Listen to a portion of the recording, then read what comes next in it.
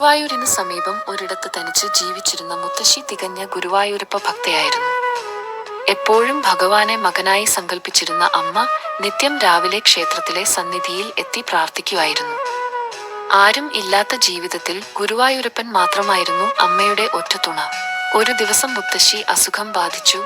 തീരെ നടക്കാൻ പോലും കഴിയാതെ ഭഗവാനോട് പറഞ്ഞു, "കണ്ണാ, തീരെ നിവൃത്തിയില്ല, എങ്ങനെ വന്ന് നിന്നെ കാണും എന്ന് അറിയില്ല, എന്നെ താങ്ങിക്കൊള്ളണേ കണ്ണാ" എന്ന് പറഞ്ഞ് അമ്മ വഴിയിലേക്ക് നടന്നു. കുറച്ചു നേരം മാത്രമേ നടന്നുള്ളൂ. ക്ഷീണം മൂലം വഴിയിലെ ആൽത്തറ ചുവട്ടിൽ ഇരുന്നു. കണ്ണന്റെ നാമം ജപിച്ച് ഉറക്കം തുടങ്ങി. കുറച്ചു നേരം കഴിഞ്ഞ് കണ്ണു തുറന്നപ്പോൾ നേരെ മുന്നിൽ ഒരു 5 വയസ്സുകാരൻ, നെറ്റിയിൽ കുറിവരച്ചും പൂനൂൽ ധരിച്ചും കയ്യിൽ നാരായണീയം ബുക്കും പിണ്ടിയിൽ വെള്ളവും പിടിച്ച് കുഞ്ഞു സ്വരത്തിൽ ചോദിച്ചു, "അമ്മേ, എന്തു പറ്റി? എന്താണ് ഇങ്ങനെ ഇരിക്കുന്നത്?" മുത്തശ്ശി അസഹായിയായി മറുപടി നൽകി, "മോനെ, ഗുരുവായൂർ ക്ഷേത്രത്തിൽ പോകാൻ വന്നതാ. തീരെ നടക്കാൻ പറ്റുന്നില്ല, ആരും ഇല്ല സഹായിക്കാൻ."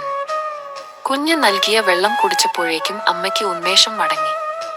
അവന്റെ കൈ പിടിച്ചു ഗുരുവായൂർ ക്ഷേത്രത്തിലേക്ക് നടന്നു. ക്ഷേത്രത്തിലെത്തി കുഞ്ഞിനെ തിരിഞ്ഞു നോക്കി അവിടെ എങ്ങും ഇല്ല. ചുറ്റുമുള്ള ആളുകളോട് ചോദിച്ചു, ആരും കണ്ടിട്ടില്ലെന്ന് പറഞ്ഞു. അവൻ ഉള്ളിൽ ഉണ്ടാകും, അകത്ത് ചെന്ന് നോക്കാം എന്ന് കരുതി. എന്നെ സഹായിക്കാൻ അയച്ച ആ പാവം കുട്ടിക്ക് ഭഗവാൻ നല്ലതേ വരുത്തൂ. പെട്ടെന്ന് ശ്രീകോവിൽ നിന്ന് അശരീരി പോലെ ഒരു ശബ്ദം.